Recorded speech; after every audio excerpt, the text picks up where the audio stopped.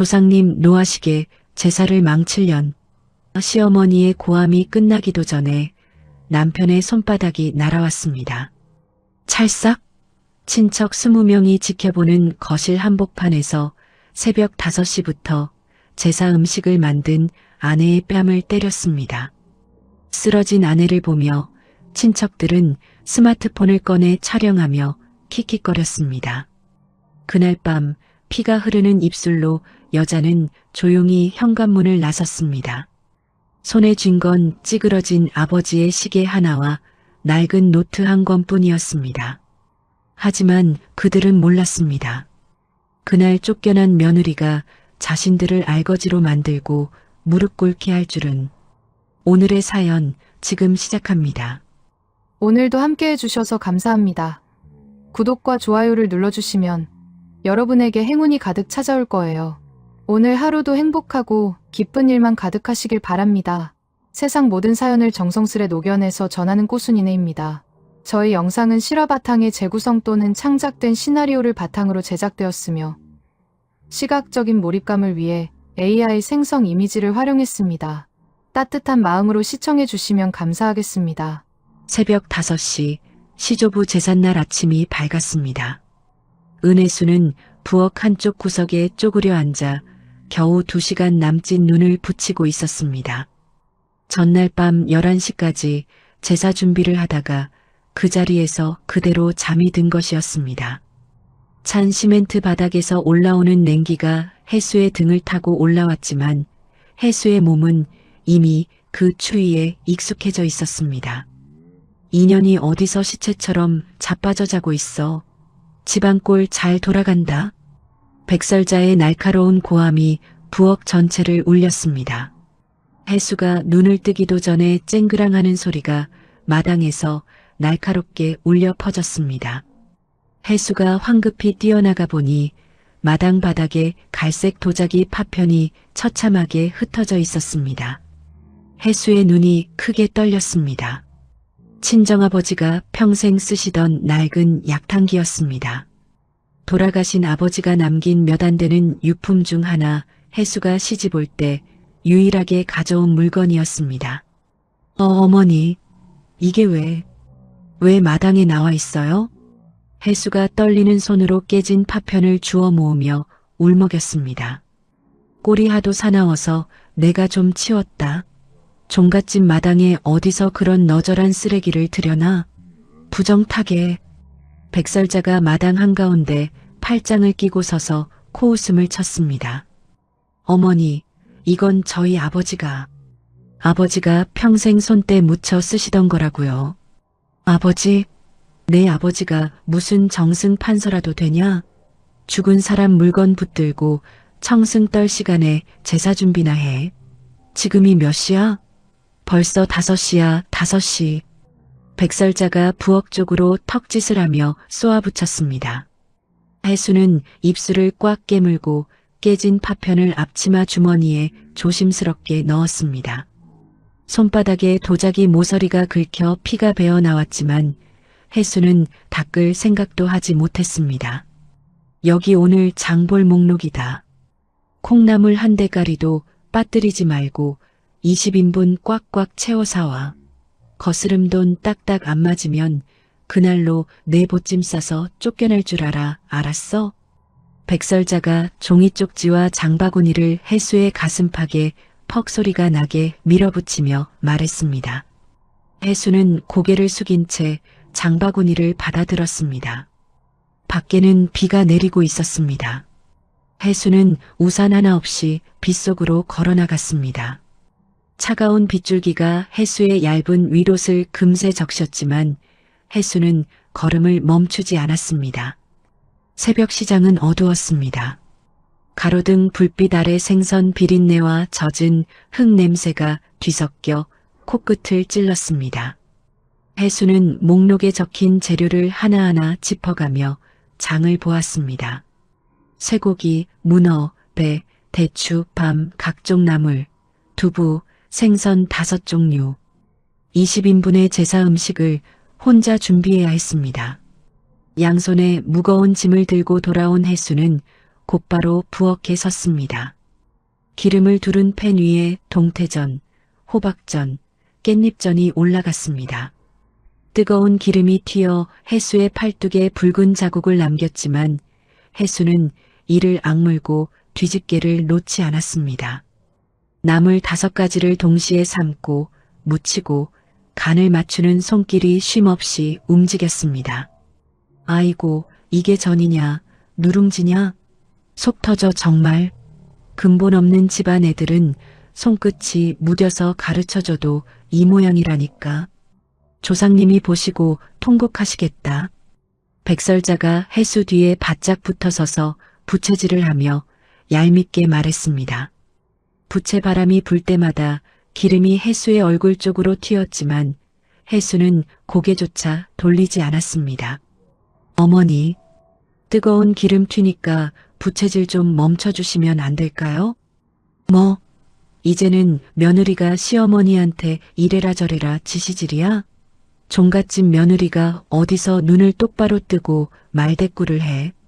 백설자가 부채를 착 접어 해수의 등짝을 매운 손으로 한 대 내리치며 말했습니다. 해수의 어깨가 움찔했지만 해수는 아무 말 없이 다시 전을 뒤집었습니다. 1시간쯤 지났을 때 백설자가 부엌 선반 위에 놓인 영수증 뭉치를 낚아채듯 집어들었습니다. 백설자의 눈이 가늘어지더니 영수증 한 장을 해수의 코앞에 바짝 들이밀었습니다. 야, 여기 500원이 비잖아. 너 이거 어디다 빼돌렸어? 아니면 내 주머니로 들어갔어? 어머니, 그건 시장통이 너무 복잡해서 잔돈이 모자란다고. 해수가 말을 끝맺기도 전에 백설자가 해수의 앞치마 주머니에 손을 쑥 집어넣었습니다. 해수의 얼굴이 하얗게 질렸습니다. 백설자의 손에는 구겨진 10,000원권 지폐 3장이 들려 있었습니다. 해수가 3달 동안 식비를 아껴서 몰래 모아둔 비상금이었습니다. 이것 봐라. 뒤로 호박씨를 까도 유분수지. 시어머니 눈을 속이고 돈을 빼돌려. 내가 도둑년이지 며느리냐? 어머니, 그건 나중에 혹시라도 몸이 아프면 병원비라도 하려고. 닥쳐. 이 집에서 먹여주고 재워주는데 병원비는 무슨 얼어 죽을 병원비. 이런 돈은 세상 천지에 있어선 안 되는 돈이야. 백설자가 10,000원권 3장을 해수의 눈앞에서 북북 찢어버렸습니다. 찢긴 지폐 조각이 부엌 바닥에 초라하게 흩날렸습니다. 해수의 손이 부르르 떨렸습니다. 해수는 바닥에 떨어진 지폐 조각을 멍하니 내려다보다가 고개를 돌려 끓고 있는 솥을 바라보았습니다. 해수의 눈가에 핏줄이 섰지만 해수는 다시 고개를 숙이고 나물을 무쳤습니다. 오후 2시 탕국이 보글보글 끓어오르고 있었습니다. 백설자가 느릿느릿 다가와 국물을 들이켰습니다. 에이 퇴, 이게 국이냐 맹물이지. 음식 솜씨가 어째 내 친정 엄마랑 똑같이 천박하냐. 백설자가 입안에 머금었던 국물을 고스란히 솥 안으로 가래 뱉듯 뱉어냈습니다. 해수의 손이 뒤집개를 쥔 채 하얗게 굳었습니다. 해수는 아무 말도 하지 못하고 그 자리에 서서 솥을 들여다보았습니다. 종일 정성 들여 끓인 탕국 위로 백설자가 뱉은 침이 천천히 퍼져나가는 것을 해수는 말없이 지켜보았습니다. 오후 6시 현관문이 벌컥 열렸습니다.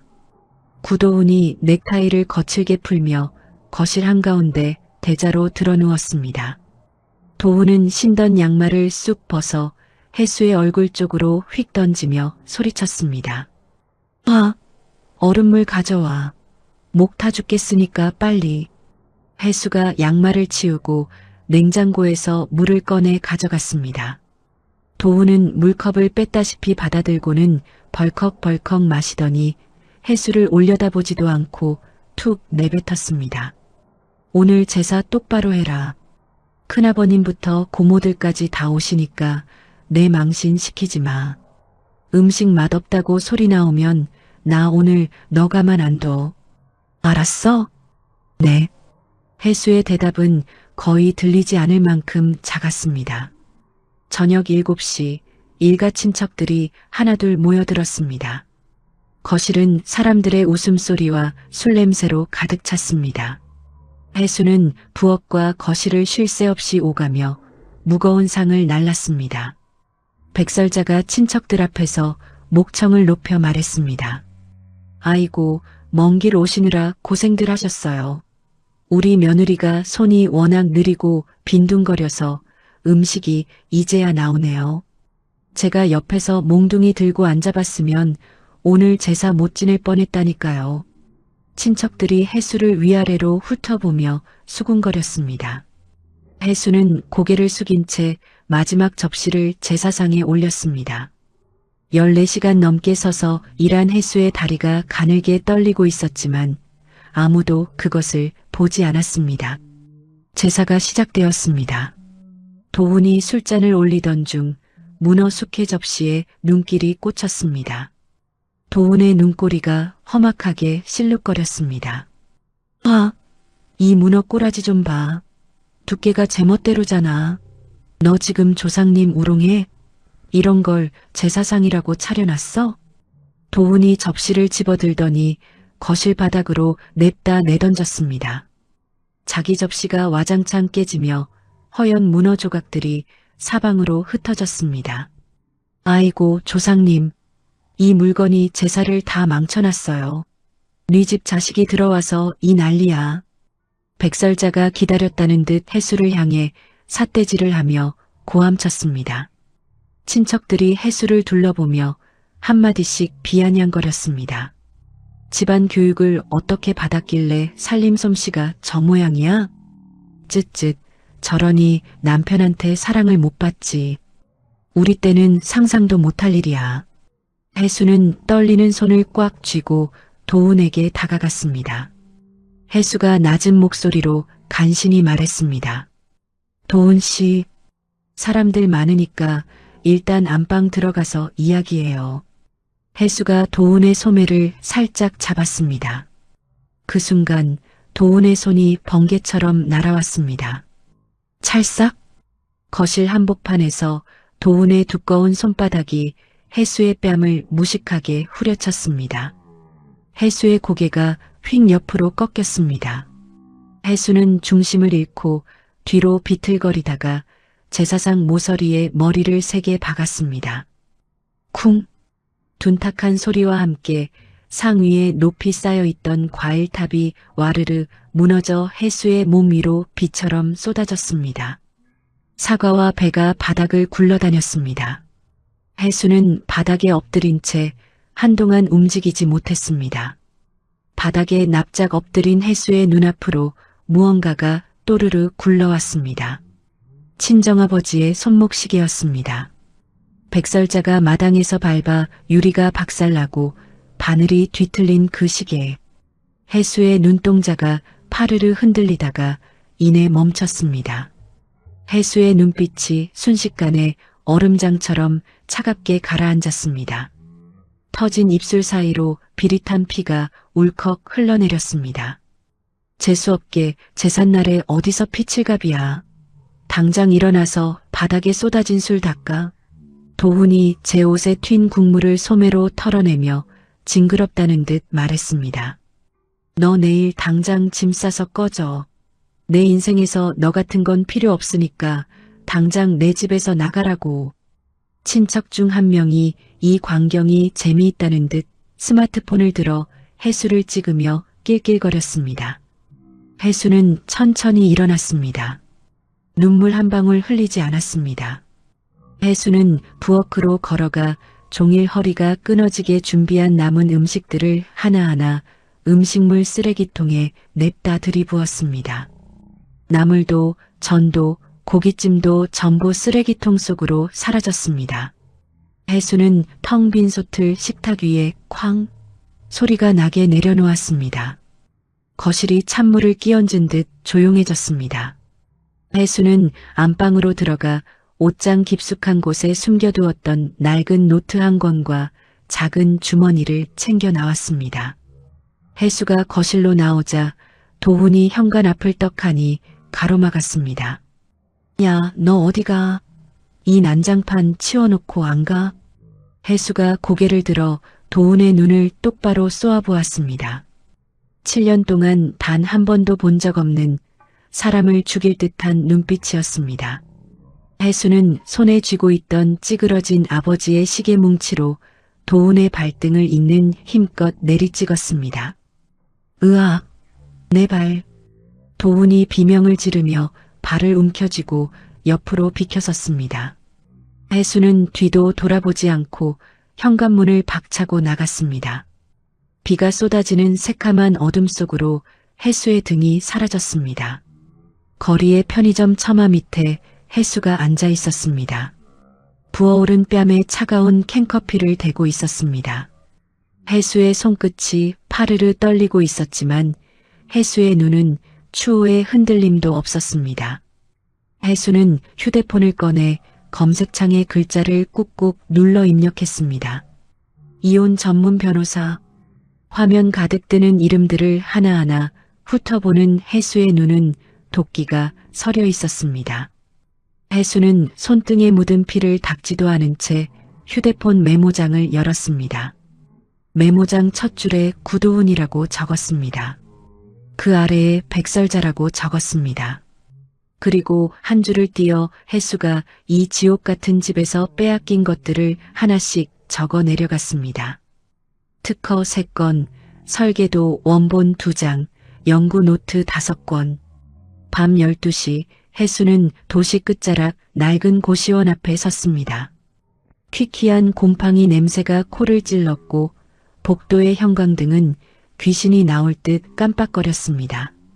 해수는 가장 싼 방을 골라 짐을 내려놓았습니다. 좁아터진 침대에 누운 해수는 낡은 노트를 펴고 첫 페이지에 굵게 선 하나를 그었습니다. 복수의 설계도 그 첫 번째 줄이었습니다. 해수는 노트 위에 놓인 아버지의 찌그러진 시계를 손가락으로 가만히 쓸어내렸습니다. 부서진 유리 너머로 멈춰버린 시계바늘이 보였습니다. 아버지, 조금만 기다리세요. 제가 다 갚아줄게요. 고시원 창문 너머로 빗줄기가 유리를 사정없이 때리고 있었습니다. 해수는 노트를 가슴에 꼭 안은 채 눈을 감았습니다. 터진 입술이 불을 달군 듯 욱신거렸지만 해수의 얼굴은 폭풍 전야처럼 고요했습니다. 이혼 재판 당일 아침 법원 로비는 사람들의 발소리와 서류 넘기는 소리로 시장 바닥처럼 어수선했습니다. 해수는 고시원에서 가져온 하나뿐인 외출복을 정성껏 다려 입고 복도 끝 딱딱한 나무 의자에 앉아 있었습니다. 손에 쥔 서류 봉투가 축축하게 젖을 정도로 손바닥에 땀이 찼습니다. 그때 맞은편 복도에서 구도훈이 기세등등하게 나타났습니다. 번쩍이는 남색 양복에 금색 소매 단추가 형광등 불빛을 받아 눈이 부실 정도였습니다. 도훈의 뒤에는 이름만 대면 다 안다는 대형 로펌 태산의 변호사 3명이 마치 보디가드처럼 거드름을 피우며 따라붙었습니다. 도훈이 해수를 발견하고는 입꼬리를 삐죽거리며 코웃음을 쳤습니다. 야, 너 변호사도 없이 덜렁 혼자 왔냐? 하긴 국밥 한 그릇 사 먹을 돈도 없을 텐데 변호사는 무슨. 구경 한번 잘하겠네. 해수는 대꾸 한마디 없이 서류 봉투만 무릎 위에 꽉 올려놓았습니다. 해수의 턱 근육이 단단하게 굳어 마치 바위처럼 보였습니다. 그때 로비 입구에서 귀를 찢는 듯한 백설자의 목소리가 터져 나왔습니다. 백설자는 번쩍이는 모피 코트를 걸치고 금 귀걸이를 짤랑거리며 해수 앞까지 성큼성큼 다가왔습니다. 어머 얘, 너 지금 입고 있는 그 옷 우리 아들 돈으로 처바른 거 아니니? 당장 안 벗어? 양심이 있어야지. 남의 돈으로 산 옷을 입고 재판을 받겠다고? 로비에 있던 사람들이 일제히 가던 길을 멈추고 해수를 쳐다봤습니다. 백설자가 해수의 옷깃을 잡고 흔들며 목소리를 더 키웠습니다. 이 뻔뻔한 년 좀 보게. 재판장 들어가기 전에 당장 홀딱 벗고 가. 어디서 우리 집 돈을 몸에 두르고 설쳐. 혜수가 백설자의 손을 차갑게 떼어내며 한자 한자 내뱉었습니다. 어머니, 이 옷. 제가 결혼하기 전에 제 월급으로 산 겁니다. 거짓말 마. 내가 무슨 돈이 있다고 이런 옷을 사? 시집 올 때 그 다 깨져가는 약탕기 하나 들고 온 주제에 어디서 사기를 쳐. 백설자가 침을 튀기며 악을 썼습니다. 혜수는 입술을 질질 깨물며 고개를 돌렸습니다. 경비원이 달려와 백설자를 말리자 그녀는 며느리 교육 좀 시키겠다는데 웬 참견이야? 라며 투덜거리며 물러섰습니다. 오후 2시 마침내 재판이 시작되었습니다. 도훈 측 변호사가 두툼한 서류철을 탁 던지듯 펼치며 입을 열었습니다. 재판장님, 원고 은혜수는 결혼 생활 내내 명품 가방에 해외여행까지 다니며 남편의 등골을 빼먹은 사치 전문 아내입니다. 여기 그 증거인 카드 명세서가 있습니다. 변호사가 내민 종이에는 혜수가 구경도 못한 백화점 내역이 줄줄이 적혀 있었습니다. 혜수의 눈이 뒤집힐 듯 커졌습니다. 거짓말입니다. 저 이런 카드 쓴 적 없어요.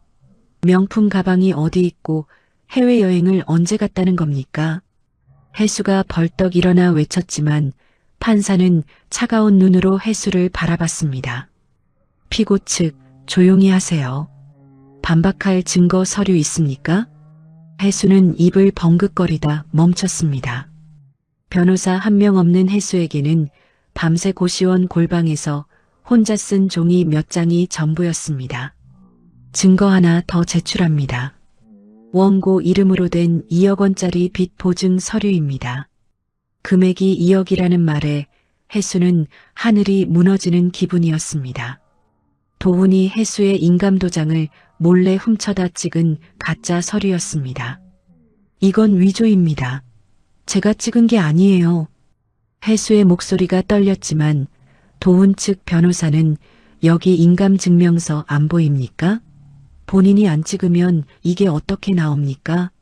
라며 혜수를 범죄자 취급했습니다. 도훈은 증인석에 앉아 세상에서 가장 불쌍한 표정을 지으며 판사를 쳐다봤습니다. 재판장님, 제 아내는 정신이 좀 이상했습니다. 집안일은커녕 하루 종일 잠만 자고 살림은 나 몰라라 했습니다. 저랑 저희 어머니가 밥 차려주고 빨래하며 겨우 살았습니다. 혜수는 기가 막혀 숨이 멎을 것 같았습니다.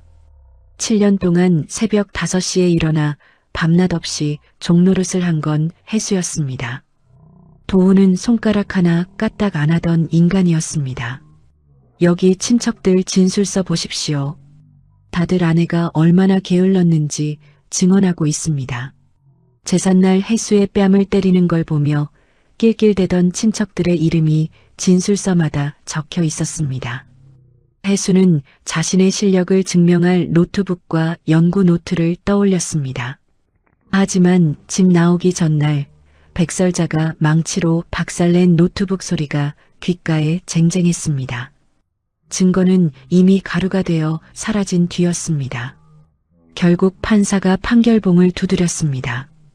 재산 대부분이 남편의 것이고 아내 명의의 빚이 많으므로 재산 분할은 없습니다. 위자료 2천만 원으로 끝내세요. 7년의 청춘, 7년의 피땀이 고작 돈 2천만 원으로 잘려나갔습니다. 법정문을 나오자 도훈이 혜수의 앞을 가로막았습니다. 그는 양복 주머니에서 10,000원짜리 몇 장을 꺼내 혜수의 주머니에 쑤셔 넣었습니다. 야, 이걸로 껌이나 사 먹고 다신 내 눈앞에 띄지 마라. 재수 없으니까. 도훈이 비웃으며 지나가자 백설자가 뒤따라와 핸드백에서 굵은 소금을 한 움큼 꺼냈습니다. 그리고 혜수의 머리와 가방 위에 획 뿌렸습니다. 에이, 퇴. 속이 다 시원하네. 이제 내 수준대로 저 밑바닥에서 기어다니며 살아라. 썩 꺼져. 백설자가 혜수의 어깨를 팍 밀쳤습니다. 해수는 비틀거리며 계단 난간을 붙잡고 간신히 버텼습니다. 소금 알갱이가 어깨 위에서 툭툭 떨어졌습니다. 해수는 눈물 대신 가방에 묻은 소금을 손으로 쓱 털어냈습니다. 손이 떨리기는커녕 오히려 단단해졌습니다. 다음 날 오후 해수는 재개발 동네의 낡은 복덕방 앞에 섰습니다. 2천만 원 중 절반을 보증금으로 내고 지하 단칸방 열쇠를 받았습니다.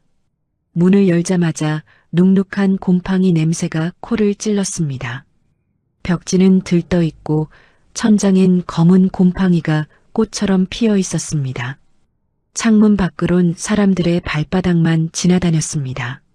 해수는 짐을 풀기도 전에 가방에서 젖은 설계도 노트를 꺼냈습니다. 쭈글쭈글해진 종이를 수건으로 한 장 한 장 정성껏 닦아냈습니다. 그리고 벽에 신문지를 붙인 뒤 구도훈이 다니는 구상가전의 기술 구조도를 빼곡히 적기 시작했습니다. 미생물 가압분해. 해수는 노트를 펴고 세상에 없던 새로운 배합비를 적어 내려갔습니다. 그날부터 해수의 하루는 잠잘 시간도 아까운 전쟁터였습니다. 코피가 노트북 위로 뚝뚝 떨어져도 대충 소매로 닦고 다시 숫자를 맞췄습니다. 남은 1,000만 원으로 중고 부품을 사 모으기 시작했습니다. 동네 쓰레기장을 뒤져버려진 세탁기에서 모터를 뜯고 고물상에서 센서를 찾아냈습니다. 단칸방 바닥은 부품들로 발 디딜 틈이 없었습니다. 매일 밤 해수는 뜨거운 인두를 쥐고 부품을 이어 붙였습니다. 윗집에서 술꾼들이 싸우는 소리가 들려와도 해수는 귀마개를 쑤셔 넣고 도면만 쳐다봤습니다. 어느 날 밤 해수는 단칸방의 낡은 거울 앞에 섰습니다. 퀭해진 눈과 거칠어진 손. 하지만 거울 속 해수의 눈빛은 그 어느 때보다 무섭게 빛나고 있었습니다. 이 방을 나갈 때는 당신들 전부를 지옥으로 보낸 뒤일 거야. 기대해. 해수의 목소리는 얼음물처럼 차가웠습니다. 새벽 4시 해수가 마침내 전원 스위치를 올렸습니다. 윙! 기계 소리와 함께 음식물 찌꺼기가 마법처럼 분해되기 시작했습니다. 고약한 냄새 대신 구수한 흙 냄새가 방 안에 퍼졌습니다. 해수는 돌아가는 기계를 보며 7년 만에 처음으로 입꼬리를 올렸습니다. 그 미소는 부드러운 웃음이 아니라 날카롭게 날이 선 칼날과도 같았습니다. 해수의 하루는 칼로 베어낸 듯 2개로 쪼개져 있었습니다. 낮에는 공단 부품 공장에서 무려 12시간을 꼬박 일했습니다. 기름때가 꼬재재하게 묻은 작업복을 입고 컨베이어 벨트 앞에 서서 나사를 조이고 부품을 분류하고 불량품을 골라냈습니다. 공장 안은 기계 돌아가는 소리에 귀가 먹먹했고 매캐한 쇳가루 냄새가 코 안쪽에 딱딱하게 달라붙었습니다. 자, 여기 오늘 일당 6만 원이다. 고생했어, 은씨. 공장장이 건넨 돈 봉투를 받으며 해수는 짧게 목례했습니다. 해수는 그 귀한 돈을 단돈 10원도 쓰지 않고 봉투째로 단칸방 장판 및 깊숙한 곳에 숨겼습니다. 밤이 되면 해수의 진짜 하루가 시작되었습니다. 공장에서 돌아온 해수는 손을 씻을 새도 없이 작업대 앞에 앉았습니다. 시제품 모터는 돌아갔지만 영 성에 차지 않았습니다. 분해 속도는 거북이 같았고 소음은 탱크 굴러가는 소리처럼 컸습니다. 해수는 매일 밤 눈이 충혈되도록 회로를 뜯어내고 다시 조립하기를 수백 번 반복했습니다. 어느 날 오후 해수는 공장 퇴근길에 동네 고물상에 들렀습니다. 마당에 녹슨 세탁기 3대가 산더미처럼 쌓여 있었습니다. 해수가 세탁기 뒷면을 열어 모터를 꼼꼼히 살펴보자 고물상 주인이 담배를 꼬나물고 다가왔습니다. 아이고 아줌마, 그거 다 썩은 고철이야. 모터가 이미 맛이 갔다니까? 아저씨, 이거 베어링은 아직 쌩쌩해요. 제가 고쳤을 거니까 모터 3개에 15,000원만 하죠. 뭐? 15,000원? 아이고 참나. 아줌마 나도 먹고 살아야지. 운반비는 내야 할 거 아냐. 제가 이 무거운 거 직접 들고 갈게요. 그러니까 15,000원에 주세요. 혜수가 고물상 주인의 눈을 아주 매섭고 단호하게 쳐다봤습니다. 주인이 혜수의 기름때 전손과 그 독한 눈빛을 번갈아 보더니 혀를 차며 고개를 끄덕였습니다. 아이고 독하다 독해. 가져가쇼 가져가. 그날 밤 혜수는 세탁기 모터를 싹 분해해서 시제품 심장부에 끼워 넣었습니다. 베어링이 톱니바퀴처럼 딱딱 맞물리며 모터가 부드럽게 돌기 시작했습니다. 탱크 소리 같던 소음이 거짓말처럼 절반으로 줄었습니다. 혜수는 손등으로 이마에 맺힌 땀을 훔치며 작게 고개를 끄덕였습니다. 시제품이 완성되자 혜수는 낱일을 바꿨습니다. 공장 대신 시장통 후미진 구석에 낡은 좌판을 깔았습니다. 접이식 탁자 하나 위에 기계 한 대를 올려놓고 골판지에 매직으로 큼지막하게 쓴 팻말을 세웠습니다. 냄새 없는 음식물 처리기. 시장 통로에는 생선 비린내와 매운 고춧가루 냄새가 진동했습니다. 바닥엔 채소 찌꺼기와 구정물이 흥건했습니다. 혜수가 좌판을 깔자마자 옆가게 과일 주인이 득달같이 달려왔습니다. 아, 너 여기 자리세 냈어? 어디서 허락도 없이 남의 영업소 앞에서 알짱거려. 사장님, 저 이제 막 시작했습니다. 며칠만 좀 봐주시면. 혜수의 말이 끝나기도 전에 주인이 탁자 다리를 발로 퍽 걷어찼습니다. 탁자가 기우뚱하며 기계가 바닥으로 떨어지려 하자 혜수가 온몸을 던져 기계를 받아냈습니다. 당장 안 치워? 어디서 굴러먹던 뼈다귀가 와서 물을 흐려. 썩 꺼져. 주인은 양동이에 든 구정물을 혜수의 좌판 앞에 좌악 끼얹었습니다. 혜수의 운동화가 흠뻑 젖어 발가락이 시려왔습니다. 혜수는 젖은 바닥 위에서 기계를 수건으로 정성껏 닦으며 한마디 대꾸도 하지 않았습니다. 다음 날 새벽 4시 시장에 쥐 한 마리 안 보이는 시각이었습니다. 혜수는 커다란 빗자루와 쓰레기 봉투를 들고 시장 통로를 쓸기 시작했습니다. 전날 버려진 생선 대가리, 썩은 배추 잎사귀를 하나하나 주워 담았습니다. 상인들이 가게 문을 열었을 때 시장 바닥은 마치 새 집처럼 깨끗해져 있었습니다. 아니, 이게 웬일이야? 누가 시장 마당을 이렇게 깨끗이 쓸어놨어? 국밥집 할머니가 허리를 펴며 깜짝 놀랐습니다. 혜수는 비가 오나 눈이 오나 매일 새벽 시장을 청소했습니다. 일주일이 지나자 상인들도 슬슬 미안해하며 혜수에게 고개를 끄덕이기 시작했습니다.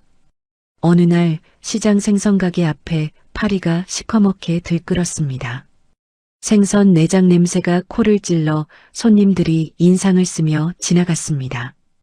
옆 가게 상인들이 코를 싸쥐고 소리를 질렀습니다.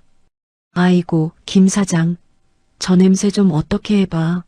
손님들 다 도망가게 생겼잖아. 나도 환장하겠어.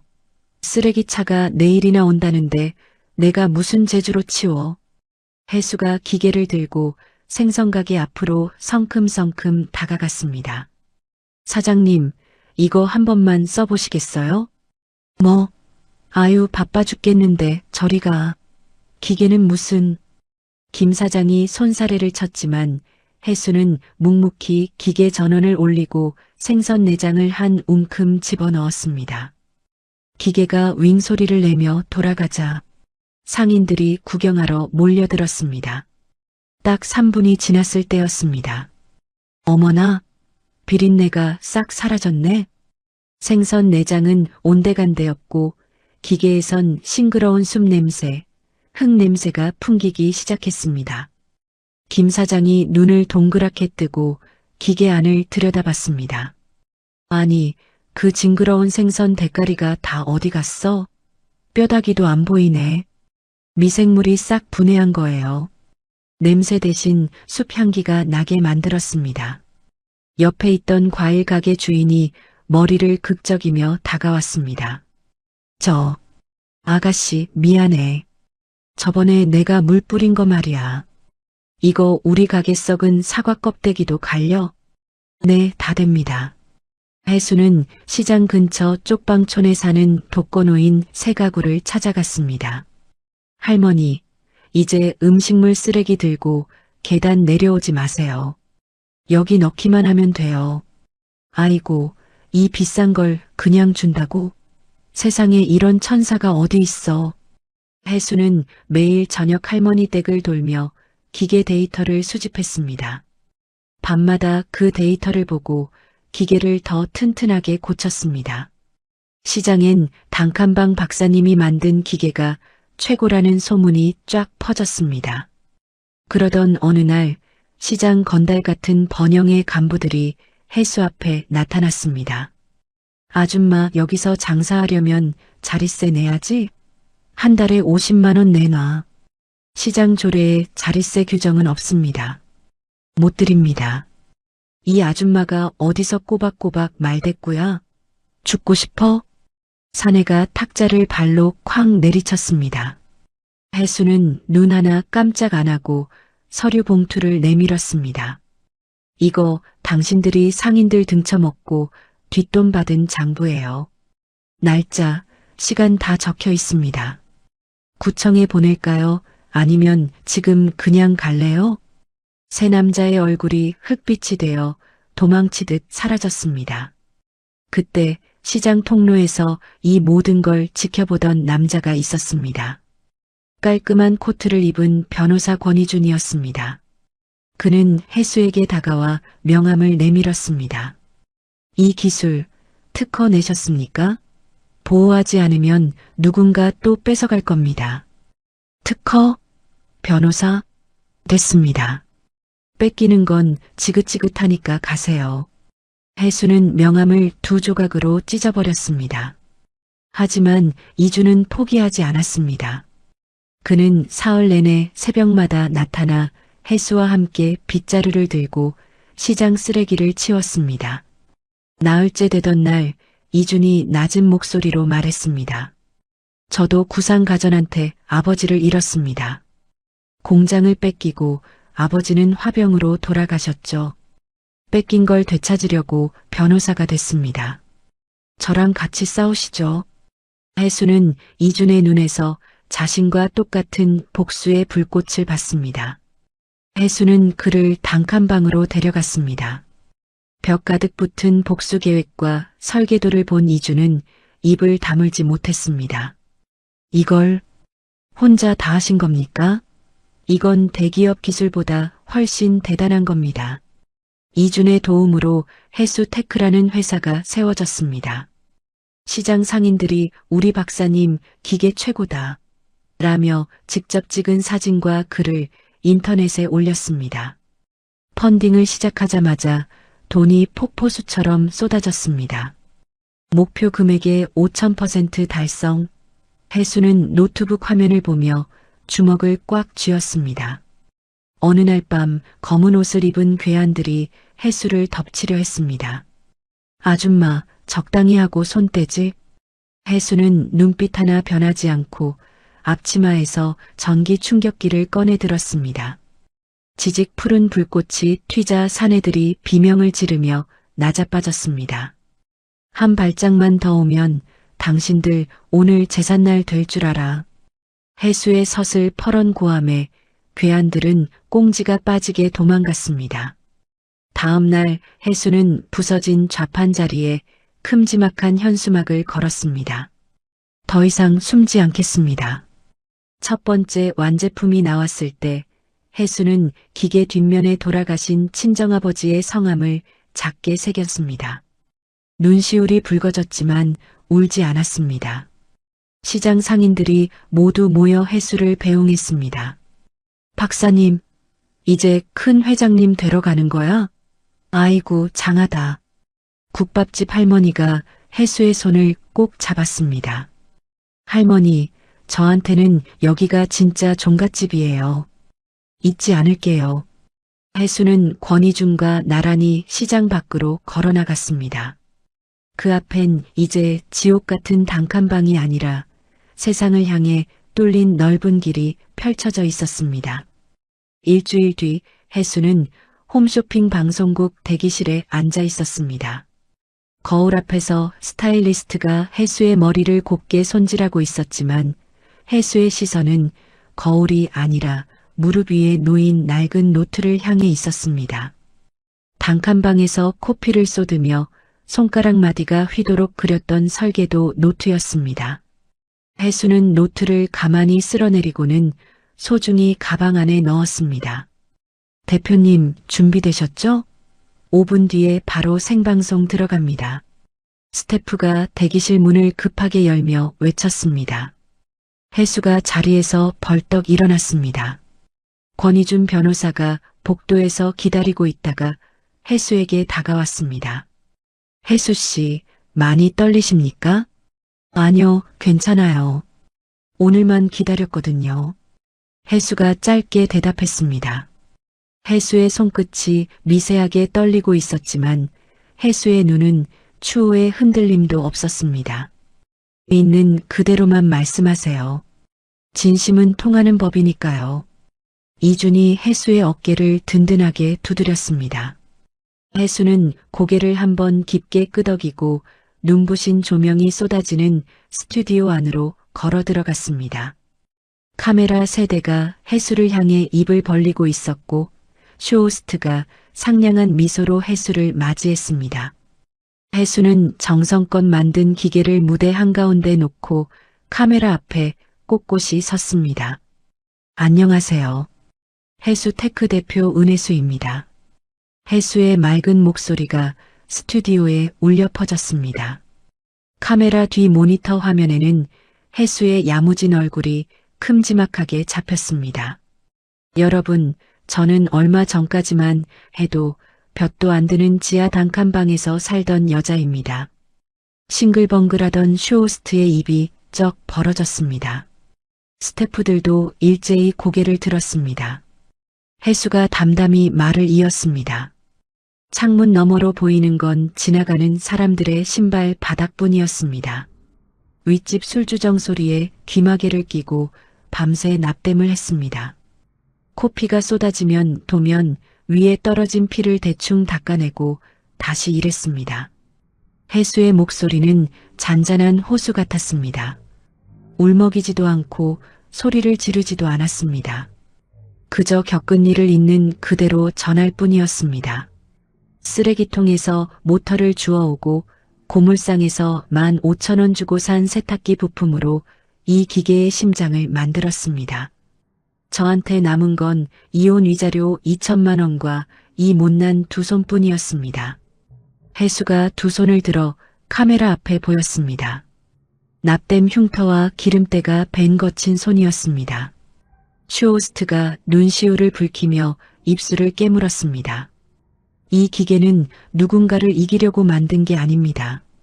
저처럼 냄새나는 쓰레기 치우느라 허리 한번 못 펴는 분들, 혼자 사시는 어르신들, 가게 앞 악취 때문에 손님 잃고 속 타는 상인분들을 위해 목숨 걸고 만들었습니다. 해수가 기계 스위치를 올렸습니다. 기계가 얌전하게 돌아가며 음식물을 분해하기 시작하더니 금세 스튜디오 안에 싱그러운 풀 냄새가 진동했습니다. 쇼호스트가 코를 킁킁거리며 감탄했습니다. 방송 시작 5분 만에 준비한 물량 1만 대가 순식간에 동이 났습니다. 주문 전화가 하도 밀려와서 전화기통이 다 먹통이 될 정도였습니다. 뉴스 알림이 휴대폰에 쏟아졌습니다. 단칸방의 기적, 은혜수 대표 홈쇼핑 완판 기록. 해수는 창밖을 바라보았습니다. 빌딩 숲 사이로 붉은 해가 장엄하게 지고 있었습니다. 3일 뒤 해수는 강남 금싸라기 땅에 있는 빌딩 23층 사무실 계약서에 도장을 찍었습니다. 통유리 너머로 서울 시내가 한눈에 내려다 보이는 곳이었습니다. 해수가 창가에 서서 발 아래 세상을 내려다보았을 때 지하방에서 보던 행인들의 발바닥이 떠올랐습니다. 해수는 아무 말 없이 돌아서서 전화기를 들었습니다. 김 사장님, 저 해수예요. 대리점 하나 내셔야죠? 해수는 시장 상인들에게 일일이 전화를 돌렸습니다. 생선가게 김 사장, 국밥집 할머니, 떡집 할아버지, 해수의 눈물을 닦아주던 그 고마운 사람들을 모두 대리점 사장님으로 모셨습니다. 그날 밤 9시 구도훈의 집 거실 텔레비전에선 해수의 소식이 흘러나왔습니다. 도훈은 소파에 널브러져 맥주캔을 쥐고 화면을 노려봤습니다. 뉴스 앵커가 상기된 목소리로 말했습니다. 올해 가전업계의 신데렐라 해수 테크 은혜수 대표입니다. 도훈의 손에 힘이 들어가더니 맥주캔이 찌그러지며 거품이 바닥으로 쏟아졌습니다. 전현이? 저게 지금 TV에 왜 나와? 도훈이 이를 갈며 리모컨을 텔레비전 화면에 냅다 던졌습니다. 퍽! 소리와 함께 화면에 금이 쩍 갔습니다. 깨진 화면 속 해수의 얼굴이 일그러져 보였습니다. 옆방에서 자다 깬 백설자가 비명을 지르며 뛰어나왔습니다. 아이고 깜짝이야. 도훈아, 너 미쳤니? 이 비싼 TV를 왜 깨? 엄마, 저거 봐. 저 은혜수가 지금 저기서 회장님 소리 듣고 있다고. 백설자가 깨진 화면을 빤히 들여다보다가 돌부처처럼 굳었습니다. 자신이 내쫓았던 그 며느리가 맞았습니다. 백설자의 얼굴이 흑빛이 되었다가 금세 시뻘겋게 달아올랐습니다. 전현이 무슨 수로 저기에. 아니지. 도훈아, 저건 원래 우리 집안 기술 아니니? 내 옆에서 배운 거잖아. 내가 가서 내 지분 내놓으라고 머리채를 잡아야겠다. 다음 날 아침 백설자가 해수의 회사 로비에 나타났습니다. 머리를 힘껏 올리고 번쩍이는 금목걸이를 주렁주렁 건 백설자가 로비 한복판에 대자로 주저앉았습니다. 아이고, 동네 사람들아, 내 말 좀 들어보소. 이 회사 사장이 성공하더니 천륜을 저버리고 시어머니를 나 몰라라 하네. 이게 사람이 할 짓이냐고. 백설자가 바닥을 쾅쾅 치며 통곡을 했습니다. 사람들이 몰려들자 더 신이 나서 소리쳤습니다. 내가 전현을 밥해 먹이고 키워놨더니 은혜를 원수로 갚아. 어디 기자들 없어? 당장 불러와. 이 독한 년 실체를 내가 다 까발릴 테니까. 경비원들이 말리려 하자 백설자는 바닥에 드러누워 발버둥을 쳤습니다. 바로 그때 로비 벽면에 커다란 전광판이 번쩍하며 켜졌습니다. 사람들의 눈이 일제히 화면으로 향했습니다. 백설자가 해수에게 보냈던 독한 문자 메시지들이 화면 가득 떴습니다. 종갓집 체면 깎는 년, 내 아비 약탕기처럼 내 인생도 박살낼 줄 알아라. 내 아들한테 맞은 게 억울해? 맞을 짓을 하니까 맞는 거야. 이년아. 사람들의 얼굴이 순식간에 험악해졌습니다. 뒤이어 영상이 흘러나왔습니다.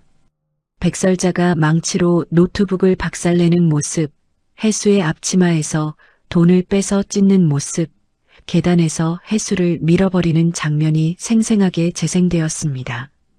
로비는 찬물을 끼얹은 듯 조용해졌습니다. 백설자가 넋이 나간 듯 화면을 올려다보다가 사시나무 떨듯 떨었습니다. 엘리베이터 문이 열리고 검은색 정장을 빼입은 해수가 천천히 걸어 나왔습니다. 해수가 백설자를 차갑게 내려다보며 딱 한마디 했습니다. 어머니, 여기서 이러실 시간엔 월세나 밀리지 마시죠. 추해 보이거든요. 백설자의 눈이 경악으로 커졌습니다. 경비원들이 백설자의 양팔을 껴안고 밖으로 질질 끌어냈습니다. 백설자가 소리를 질러댔지만 해수는 눈길 한 번 주지 않고 돌아섰습니다. 그 무렵 구도훈은 회사에서 쫓겨날 처지가 되었습니다. 해수 테크 기계가 불티나게 팔리니 구상가전 물건은 창고에 먼지만 쌓였기 때문입니다. 회장이 사직서를 던지며 말했습니다. 구 본부장, 자네 전 와이프한테 우리 회사가 다 먹히게 생겼어. 무능한 것도 정도가 있지. 당장 나가. 도우는 이를 갈며 회의실을 나왔습니다. 한편 해수는 권희준 변호사에게서 기막힌 소식을 들었습니다. 백설자가 사채를 끌어다 썼더군요. 담보가 바로 그 종갓집 저택입니다. 해수가 서류를 넘겨보더니 입가에 서늘한 미소를 띄웠습니다. 이준 씨, 그 사채 빚, 우리가 통째로 살 수 있나요? 돈이 좀 들겠지만 가능합니다. 해수 씨가 채권자가 되는 거죠. 사세요. 당장 사드려요. 해수의 목소리는 추상 같았습니다. 이준은 곧바로 백설자의 빚을 몽땅 사들였습니다. 이제 해수가 종갓집의 실질적인 주인이 된 것입니다. 해수는 한치의 망설임도 없이 경매를 넘겼고 직접 낙찰을 받았습니다. 집을 비우라는 날 해수는 포크레인 수십 대를 이끌고 종갓집 앞에 나타났습니다. 백설자가 대문 앞을 막고 서서 악을 썼습니다. 이년아, 이 집이 어떤 집인데 손을 대. 300년 된 우리 종갓집이야. 차라리 나를 죽이고 가. 해수가 차에서 내려 백설자 앞에 섰습니다. 어머니, 이제 여긴 제 땅입니다. 비키세요. 해수가 손을 번쩍 들었습니다. 포크레인의 거대한 팔이 움직이더니 종갓집 대문을 콰작하고 밀어버렸습니다. 육중한 나무 대문이 먼지를 풀풀 날리며 힘없이 무너졌습니다. 백설자가 그 자리에 주저앉아 넋나간 사람처럼 중얼거렸습니다. 해수는 기자들을 향해 당당히 선포했습니다. 이 자리에 매맞고 쫓겨난 여성들을 위한 쉼터를 짓겠습니다. 셔터 소리가 천둥처럼 터져나왔습니다. 그날 밤 구도훈이 해수의 사무실로 찾아와 무릎을 꿇었습니다. 해수야, 제발 한 번만 살려줘. 내가 잘못했어. 투자만 해주면 내가 예전처럼 너 공주 대접해줄게. 일어나. 해수가 차갑게 말했습니다. 도훈이 희망을 품고 고개를 들자 해수가 그의 눈을 뚫어지게 쳐다봤습니다.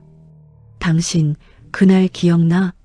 제삿날 내 뺨 때리고 나서 당신 양복에 국물 튀다고 솜에 닦던 거.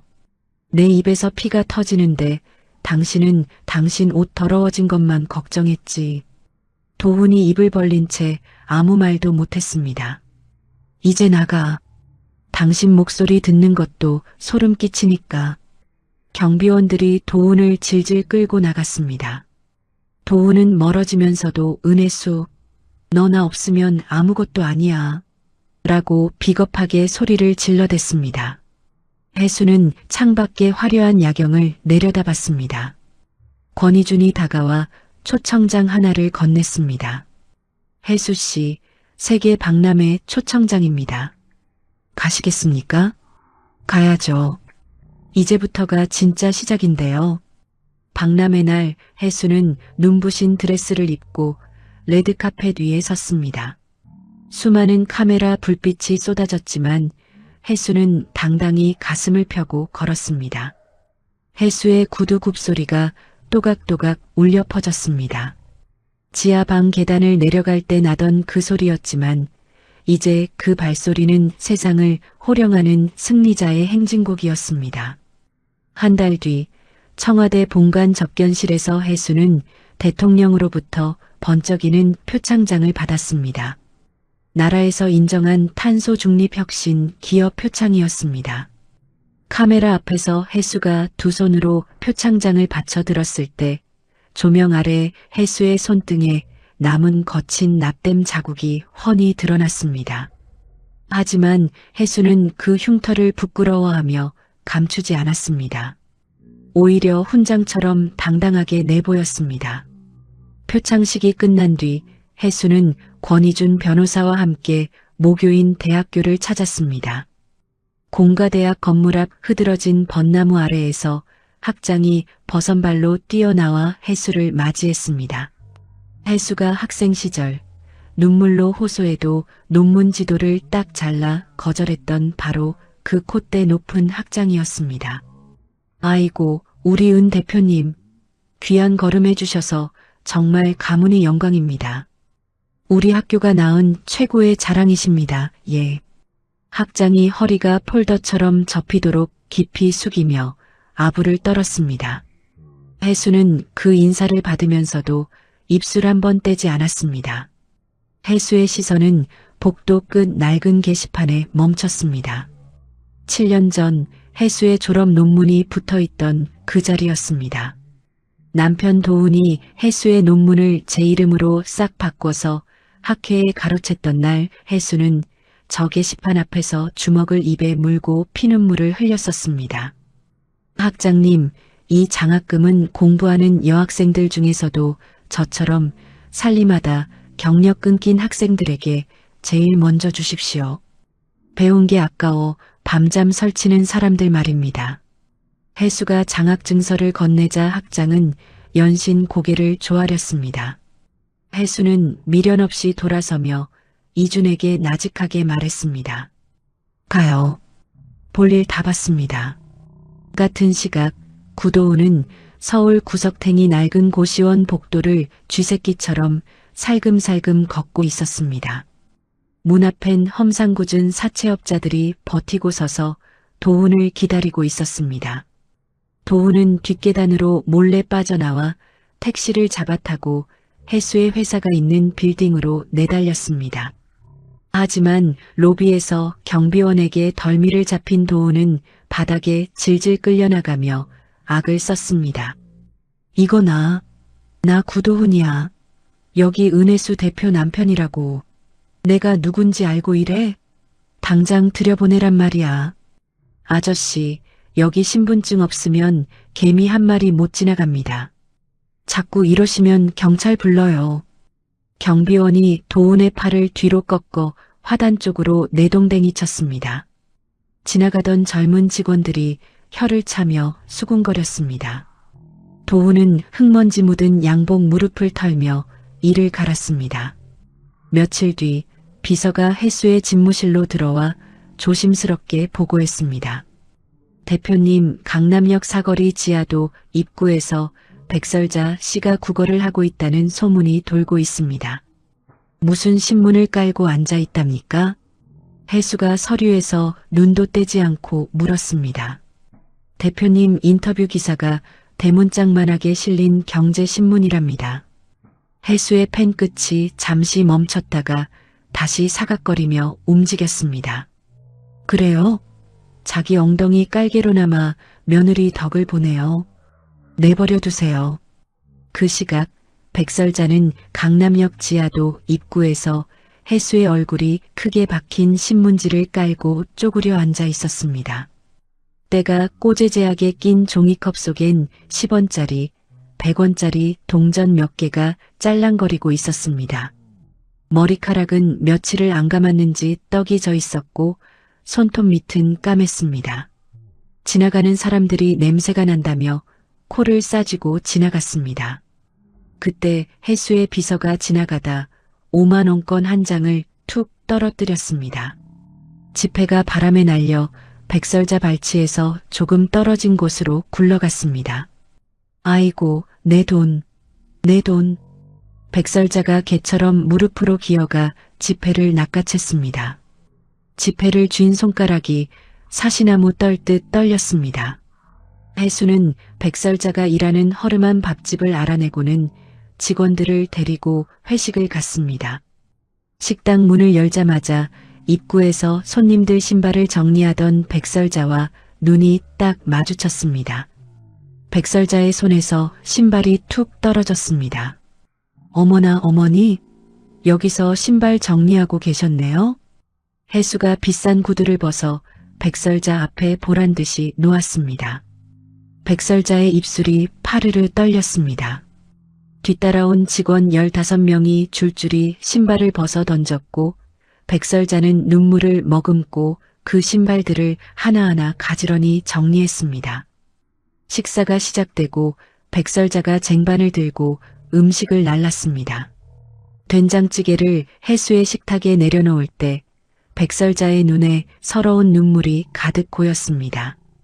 손이 떨려 국물이 식탁에 조금 쏟아졌습니다. 그러자 해수가 물컵을 들어 찌개 그릇에 왈칵 부어버렸습니다. 국물이 넘쳐 지저분하게 흘러내렸습니다. 어머니, 간이 영 안 맞네요. 7년 전 어머니가 제 탕국에 침 뱉으면서 하신 말씀 기억나세요? 딱 그 맛이네요. 백설자의 얼굴이 불그락 푸르락 일그러졌습니다.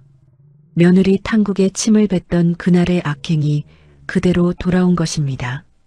백설자는 고개를 푹 숙이고 부엌으로 도망치듯 들어갔습니다. 안에서 그릇 깨지는 소리가 들렸지만 해수는 태연하게 식사를 이어갔습니다. 일주일 뒤 구도훈은 마지막 발악으로 인터넷 방송에 나와 해수를 모함하기 시작했습니다. 여러분, 은혜수 저 여자는 사기꾼입니다. 원래 제 기술인데 제가 잠잘 때 몰래 훔쳐간 거라고요. 억울해서 못 살겠습니다. 도훈이 조작한 서류를 흔들어대자 주가가 출렁거렸습니다. 하지만 권희준 변호사는 이미 다 예상했다는 듯 원본 서류를 해수의 책상에 펼쳤습니다. 해수 씨, 쥐새끼가 덫에 발을 담갔습니다. 공문서 위조의 명예훼손, 아주 골고루 걸렸네요. 바로 법대로 처리하겠습니다. 다음 날 기자회견장에 선 해수는 수백 대의 카메라 앞에서 당당히 마이크를 잡았습니다. 제 전남편 구도훈 씨가 제 기술을 뺏어갔다고 떠들더군요. 그런데 말입니다. 저를 때리던 그 거친 손으로 소설까지 쓰실 줄은 몰랐네요. 스크린에 도훈의 폭행 전과와 과거에 문서를 조작했던 지저분한 이력들이 쫙 공개되었습니다. 저녁 뉴스에는 도훈의 얼굴 위로 국민떼쟁이, 전처 기술 탐내다, 망신이라는 자막이 붙었습니다. 구상가전은 도훈을 즉시 쫓아냈고 백설자와 도훈이 몰래 숨겨둔 비상금 계좌까지 이준이 싹 찾아내 동결시켰습니다. 이제 그들에겐 10원 한 장 남지 않았습니다. 그날 밤 집무실에서 야경을 보던 해수에게 이준이 다가와 진심을 털어놓았습니다. 해수 씨, 처음엔 저도 복수 때문에 시작했지만 이젠 당신이 다시는 무너지지 않았으면 좋겠습니다. 당신 곁을 지키고 싶습니다. 해수의 눈가가 촉촉해졌습니다. 평생 사람에게 배신만 당해온 해수였지만 이준의 따뜻한 눈빛 앞에서는 마음이 녹아내렸습니다. 이준 씨, 저 사람 믿는 거 참 무서워하는 사람인데 이준 씨는 이상하게 안 무섭네요. 두 사람은 나란히 창밖의 서울 불빛을 바라봤습니다. 며칠 뒤 허물어진 종갓집 터에 매 맞고 쫓겨난 여성들을 위한 재단 개관식이 열렸습니다. 해수는 현판 위에 손을 올리며 다짐했습니다. 다시는 자신처럼 눈물 젖은 밥을 먹는 여자가 없게 하겠노라고. 하지만 그 시각 어둠 속에서 구도훈은 독이 바짝 오른 눈으로 전화기를 들었습니다. 구상가전의 산업스파이 팀장의 은밀한 제안이 들려왔습니다. 구 본부장, 은혜수 기술 레시피만 빼오면 10억 주겠소. 한 번 더 해보겠소? 도훈의 입가에 사악한 미소가 번졌습니다. 예, 하겠습니다. 죽여버려서라도 가져오겠습니다. 도훈은 해수의 습관을 훤히 꿰고 있었습니다. 7년을 한 입을 덮고 산 세월이 도훈에게 남긴 유일한 쓸모였습니다. 해수는 중요한 파일을 항상 컴퓨터 바탕화면 왼쪽 제일 윗구석에 놓아두곤 했습니다. 비밀번호는 돌아가신 친정아버지의 기일 날짜를 조합해 만들었습니다. 연구소 야간 경비가 교대하는 시간은 새벽 2시에서 2시 반 사이, 딱 그 30분이 빈틈이었습니다. 도훈은 구상가전에서 미리 받은 착수금 5억 원 중 일부를 떼어내 해수의 연구소 건물 관리 직원을 구워 삶았습니다. 결국 슬쩍 빼돌린 출입카드 한 장이 도훈의 손에 들어왔습니다. 새벽 2시 도훈은 검은 모자를 눈썹까지 눌러쓰고 연구소 건물 뒤편 비상구로 쥐새끼처럼 스며들었습니다. 복도에는 비상등의 허연 초록빛만 귀신처럼 켜져 있었습니다. 도훈의 운동화 바닥이 타일 위에서 삑 소리를 낼 때마다 가슴이 철렁 내려앉았습니다. 도훈은 걸음을 멈추고 사방을 살폈습니다. 복도 끝 경비실은 불이 꺼져 있었습니다. 딱 맞춰 교대 시간이었던 겁니다. 도훈은 3층 연구실 문 앞에 섰습니다. 훔친 카드를 갖다 대자 띡 소리와 함께 초록 불이 들어오며 문이 열렸습니다. 연구실 안은 캄캄했습니다. 모니터 화면에서 뿜어져 나오는 시퍼런 빛만이 책상을 희미하게 비추고 있었습니다. 도훈은 혜수가 쓰던 메인 컴퓨터 앞에 털썩 앉았습니다. 비밀번호 입력창이 뜨자 도훈의 손가락이 가늘게 떨렸습니다. 어디 보자. 장인어른 돌아가신 날이 307이었지? 숫자를 누르자마자 화면이 활짝 열렸습니다. 바탕화면 왼쪽 상단에 기다렸다는 듯 파일 하나가 반짝이고 있었습니다. 핵심 배합비 최종본. 도훈의 입꼬리가 귀걸이처럼 걸렸습니다. 흐흐흐, 은혜수. 독한 년인 줄 알았더니 의외로 허당이네. 이걸 이렇게 쉽게 놔두고 말이야. 도훈은 주머니에서 USB를 꺼내 컴퓨터에 꽂았습니다. 파일 복사 막대가 천천히 차올랐습니다. 10%, 60%. 도훈의 이마에 땀방울이 송골송골 맺혔습니다. 마침내 100%가 되자 도훈은 USB를 낚아채듯 주머니에 쑤셔 넣고 어둠 속으로 도망쳤습니다. 그 시각 혜수의 집 서재에서는 모니터 하나가 환하게 켜져 있었습니다. 화면 속에는 연구실 CCTV가 실시간으로 나오고 있었습니다.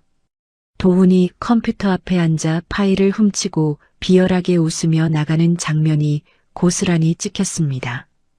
혜수는 의자에 깊숙이 기대앉아 손가락으로 팔걸이를 탁탁 두드렸습니다. 드디어 미끼를 덥석 물었네. 굶주린 들개처럼 달려들 줄 알았어. 혜수의 목소리가 어둠 속에서 서늘하게 울렸습니다. 모니터의 푸른 빛을 받은 혜수의 얼굴엔 웃음기 하나 없었습니다. 도훈이 가져간 그 파일은 혜수가 일부러 놓아둔 독약이었습니다. 진짜 기술이 아니었습니다.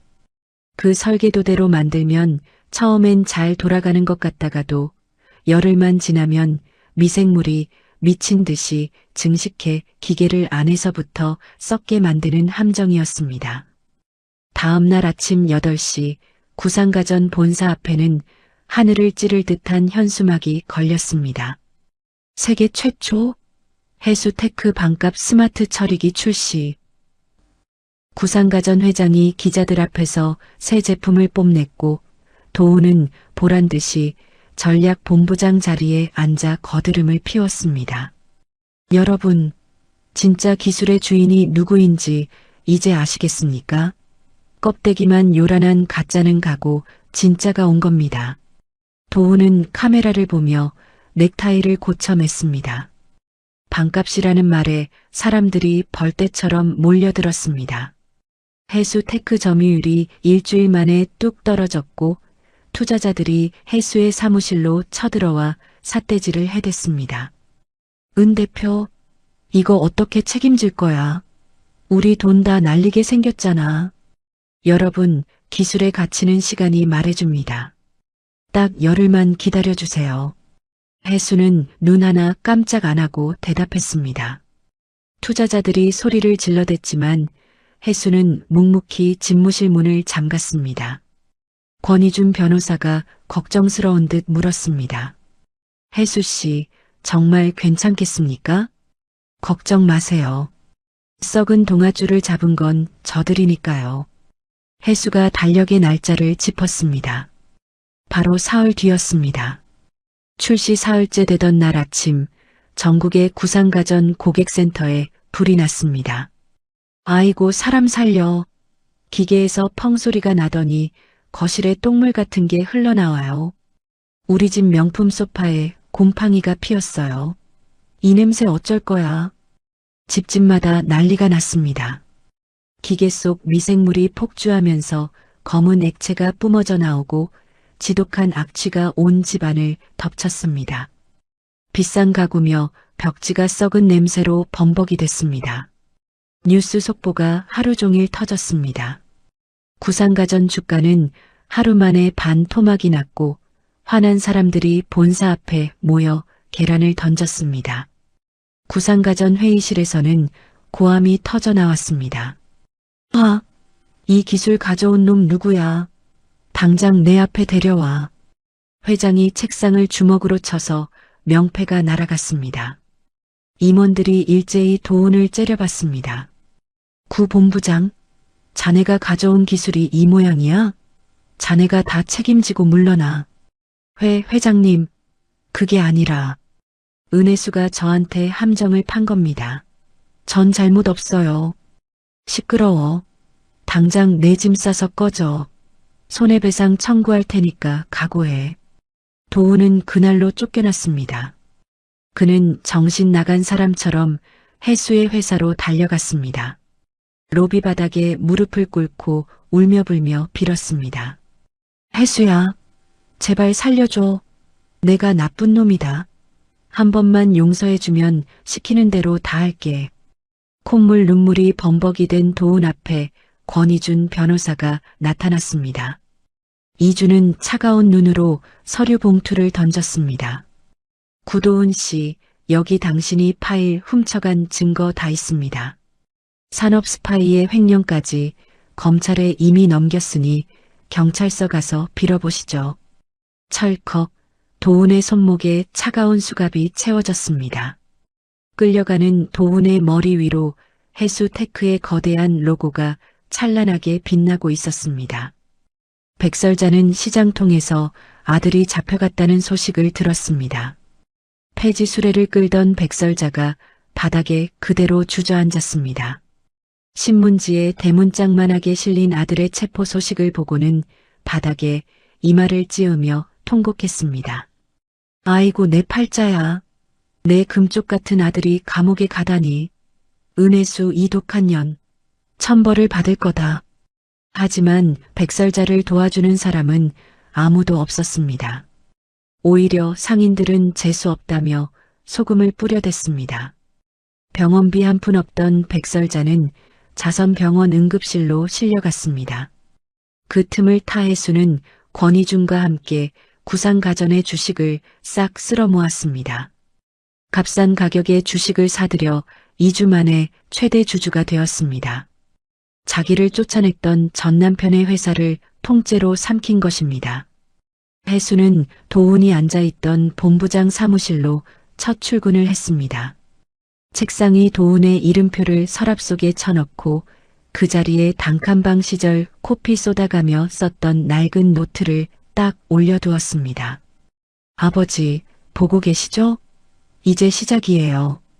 유치장에 갇힌 도훈은 그제야 자기가 훔친 게 함정이었다는 걸 알고 벽에 머리를 들이받았습니다. 쿵, 쿵, 쿵. 이마에 피가 맺혔지만 도훈은 멈추지 않았습니다. 그년이 은혜수가 처음부터 날 지옥으로 밀어넣으려고 기다린 거야. 으악. 도훈의 비명은 차가운 유치장 복도에 허망하게 흩어졌습니다. 해수는 구상가전 기계 때문에 피해본 사람들에게 정품 기계를 공짜로 다 바꿔줬습니다. 뉴스에선 해수를 가전업계의 구원자라고 칭찬이 자자했습니다. 백설자는 병원에서 나와 시장을 헤매며 헛소리를 해댔습니다. 우리 며느리가 회장이야. 나 종갓집 시어머니라고. 물러가라 이것들아. 상인들은 그녀를 미친 사람 취급하며 쫓아냈습니다. 해수는 그 시각 시댁 식구들이 숨겨둔 해외 비자금 계좌까지 싹 찾아내 동결시켜버렸습니다. 10원 한 장 못 쓰게 묶어버린 겁니다. 독방에 누운 도훈은 해수의 이름만 중얼거렸습니다. 하지만 그 소리를 들어줄 사람은 쥐새끼 한 마리 없었습니다. 해수는 집으로 돌아와 모처럼 깊은 잠에 들었습니다. 7년 묵은 체증이 싹 내려가는 기분이었습니다. 다음 날 아침 해수는 제일 아끼는 검은 구두를 반짝반짝하게 닦으며 비서에게 말했습니다. 백설자 씨 만날 약속 잡으세요. 이제 마지막 정리를 해야겠네요. 사흘 뒤 오후 2시 서울중앙지방법원 제7호 법정안은 찬바람이 도는 듯 정막이 흘렀습니다. 피고인석에 앉아있는 구도훈은 한 달 전에 기세등등하던 모습은 온데간데 없었습니다. 구겨진 죄수복 차림에 면도도 못해 턱수염이 덥수룩하니 자랑꼴이 영락없는 죄인이었습니다. 도훈의 눈 밑에는 시커먼 그림자가 드리워져 죽은 사람처럼 퀭했습니다. 피고인 구도훈을 산업기술 유출 및 횡령 혐의로 징역 7년에 처한다. 판사의 서슬 펄언 선고가 법정 안에 벼락처럼 떨어졌습니다. 도훈의 어깨가 툭 꺾이며 바닥으로 고꾸라질 듯 휘청였습니다. 국선 변호사는 가망 없다는 듯 서류를 챙겨 일어섰고 기자들은 7년형 이라며 앞다투어 기사를 써내려갔습니다. 도훈은 고개 한번 들지 못한 채 포교줄에 묶여 질질 끌려나갔습니다. 일주일 뒤 해수는 교도소 차가운 면회실 의자에 앉았습니다.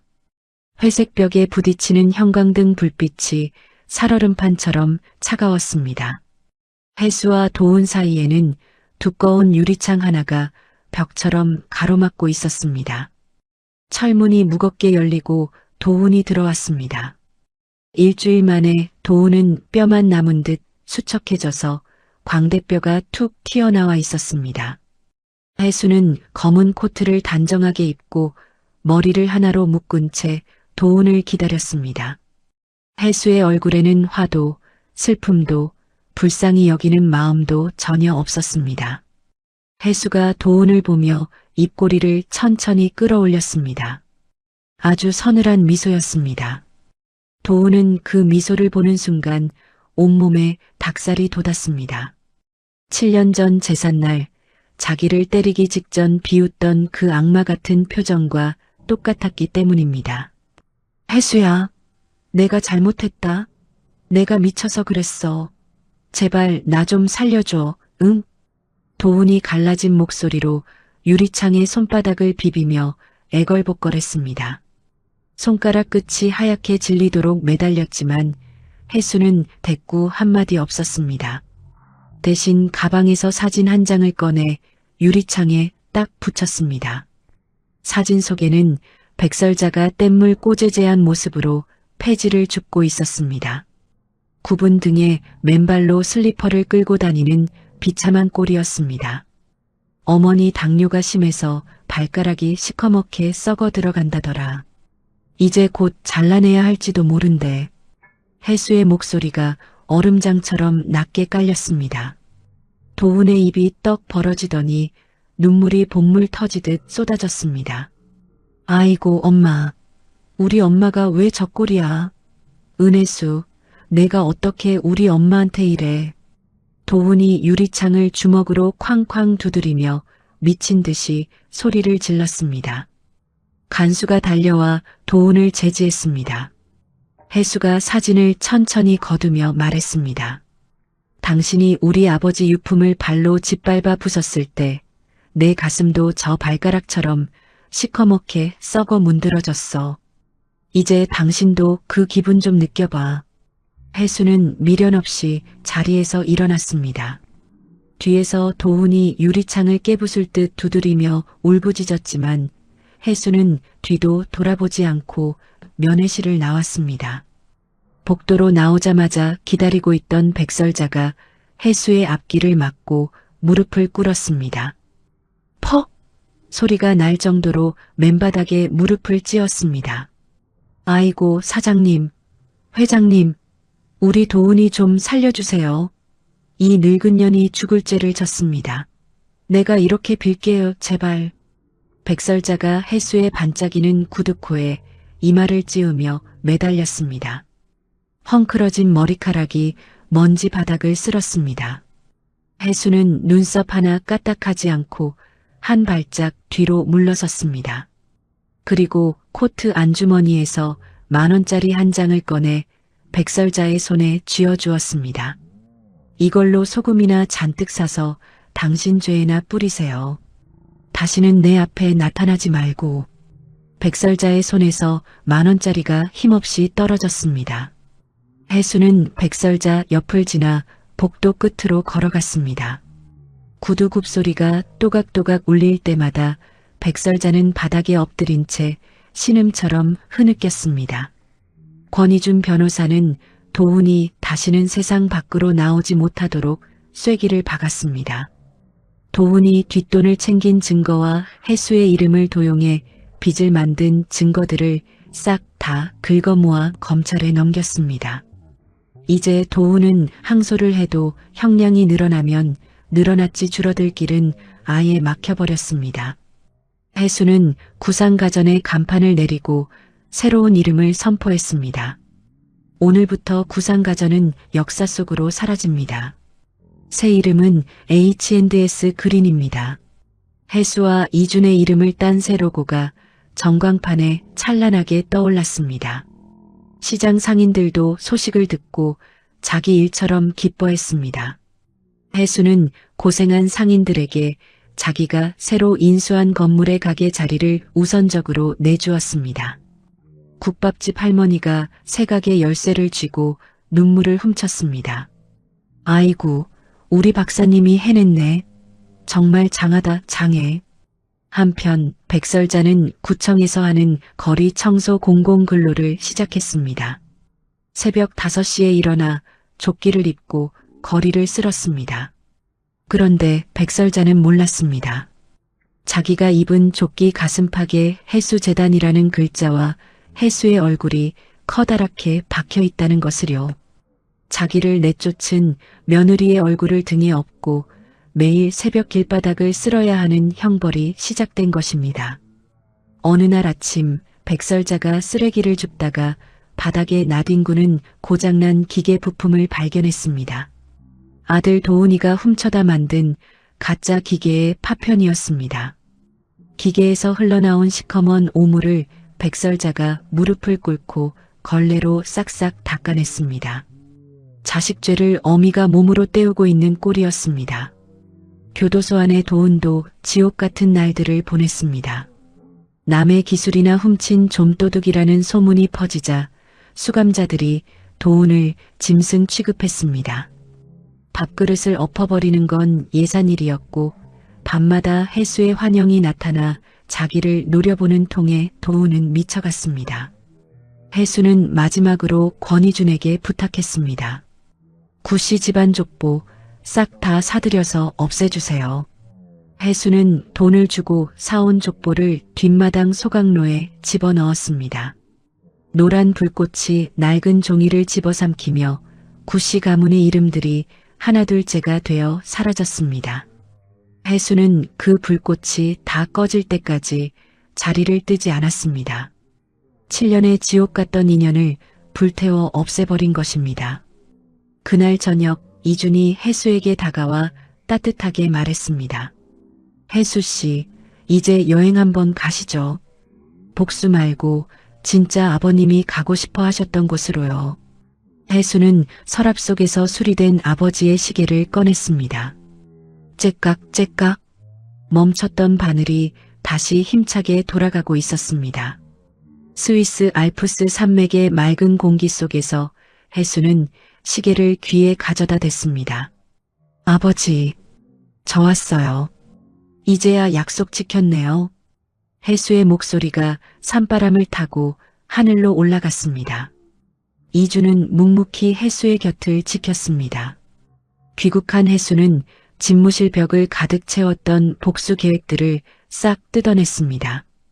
그리고 하얀 페인트로 벽을 깨끗하게 덮어버렸습니다. 얼마 뒤 백설자가 자선요양원에서 숨을 거뒀다는 연락이 왔습니다. 며느리 이름만 부르다 외롭게 떠났다는 소식에 해수는 잠시 창밖을 바라봤습니다. 장례비 대신 그 돈, 매 맞는 여자들을 돕는 재단에 기부해 주세요. 혜수는 마지막까지 백설자에게 10원 한 장 주지 않았습니다. 대신 새로운 사업 계획서를 펼쳤습니다. 하얀 벽처럼 깨끗해진 혜수의 인생 위에 이제 성공과 행복이라는 새로운 설계도가 그려지기 시작했습니다. 1년 뒤 혜수의 이름이 전 세계에서 제일 유명하다는 경제 잡지 포브스 표지를 장식했습니다. 아시아에서 가장 영향력 있는 여성 기업가 1위, 은혜수. 잡지 속 혜수는 검은 정장을 멋지게 차려입고 정면을 당당히 응시하고 있었습니다. 단칸방에서 코피를 쏟으며 납땜을 하던 그 거친 손이 이제는 전 세계를 움직이는 황금손이 되어 빛나고 있었습니다. 혜수의 회사 H&S 그린은 전 세계 50개국에 기계를 수출하는 큰 기업이 되었습니다. 1년에 버는 돈만 수조 원이 넘었습니다. 혜수가 단칸방 바닥에서 고물 부품을 늘어놓고 눈물 젖은 빵을 먹으며 꿈꾸었던 것보다 훨씬 더 높고 먼 곳까지 온 것입니다. 혜수는 회사 옆에 혜수 아카데미라는 커다란 건물을 새로 지었습니다. 살림하다 경력 끊긴 여자들, 시댁 구박에 쫓겨난 여자들을 위한 기술 학교였습니다. 개관식 날 혜수가 강단에 섰습니다. 여러분, 저도 위자료 딱 2천만 원 들고 지하방에서 시작했습니다. 저 같은 여자도 해냈는데 여러분이 왜 못하겠습니까? 여기서 기술 배우고 이제 남편 이름, 자식 이름 말고 여러분 이름 석자로 당당하게 사십시오. 혜수의 목소리는 힘차고 단단했습니다. 여기저기서 훌쩍이며 눈물을 닦는 여성들이 보였습니다. 혜수는 그들의 얼굴을 보며 생각했습니다. 나도 저렇게 울던 때가 있었지. 혜수는 이제 그 눈물을 닦아주는 사람이 되어 있었습니다. 같은 달 구도훈이 징역을 다 살고 만기 출소했습니다. 교도소 큰 철문이 열리고 도훈이 터벅터벅 걸어 나왔습니다.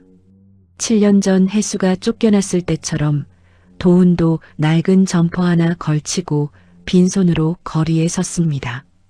주머니엔 겨우 몇만 원이 전부였습니다. 도훈은 먹고 살려고 여기저기 일자리를 찾아다녔습니다. 하지만 가는 곳마다 문전박대였습니다. 아니, 죄명이 산업 스파이네? 이런 사람을 우리가 어떻게 믿고 써요? 당장 나가요. 편의점도 주유소도 공사장도 도훈을 받아주지 않았습니다. 결국 도훈은 서울역 지하도에서 골판지를 깔고 누웠습니다. 천장에 걸린 커다란 전광판에선 혜수의 인터뷰 영상이 나오고 있었습니다. 화려한 드레스를 입고 상을 받으며 활짝 웃는 혜수의 모습에 도훈은 가슴을 쥐어뜯으며 울었습니다. 저 여자가 내 마누라였는데 내가 왜 그랬을까? 지나가는 사람들이 냄새가 난다며 코를 막고 도훈을 피해갔습니다. 아유, 더러워. 저 아저씨 냄새 좀 봐.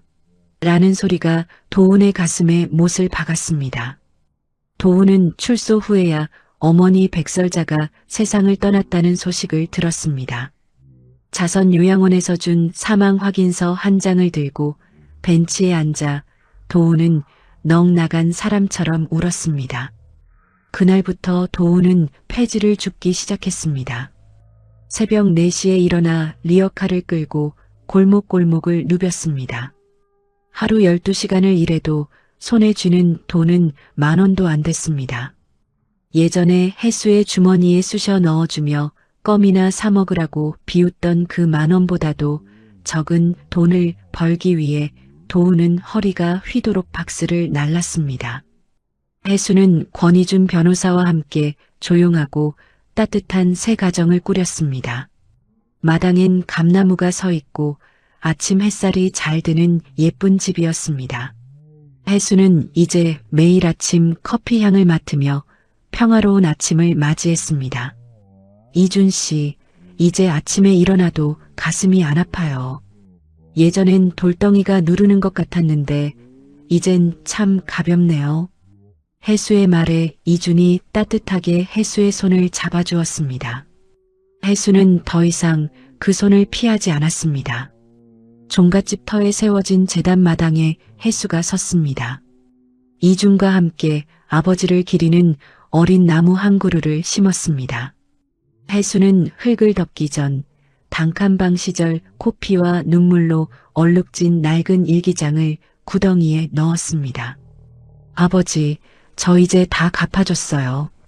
그러니까 이제 걱정 마시고 여기서 푹 쉬세요. 해수의 말에 나뭇가지가 바람을 타고 살랑살랑 흔들렸습니다. 해수의 성공 이야기는 영화로도 만들어졌습니다. 제작사에서 큰 돈을 주겠다고 했지만 해수는 딱 잘라 말했습니다. 그 돈 저 주지 마시고 매 맞고 사는 여자들을 위해 다 기부해 주세요. 그거면 됩니다. 어느 가을 저녁 퇴근길 횡단보도 건너편에서 해수는 낯익은 뒷모습을 봤습니다. 낡은 점퍼에 구부정한 허리로 리어카를 끌고 가는 남자 구도훈이었습니다. 해수는 한눈에 알아봤지만 눈빛 하나 변하지 않았습니다. 저기 리어카 끄는 사람한테 도시락 하나 갖다 주세요. 비서가 의아해하며 도시락을 사서 도훈에게 전해줬습니다. 도훈은 누가 주는지도 모른 채 허겁지겁 도시락을 받아들었습니다.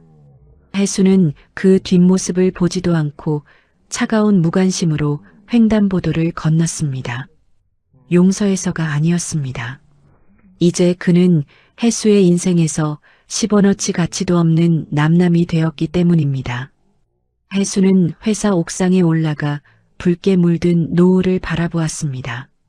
바람이 시원하게 해수의 머리카락을 흩날렸습니다. 구도훈, 백설자, 나를 짓밟아줘서 고맙네. 덕분에 내가 얼마나 독하고 강한 여자인지 알게 됐으니까. 해수의 목소리는 노을처럼 따뜻하고도 단단했습니다. 복수심도 슬픔도 다 타버리고 제만 남은 평온한 목소리였습니다. 이준이 옥상으로 올라와 해수의 곁에 나란히 섰습니다. 해수 씨, 자, 이제 다음엔 어디로 갈까요? 해수가 활짝 웃으며 대답했습니다. 어디든요. 세상 천지 어디든 못 가겠어요?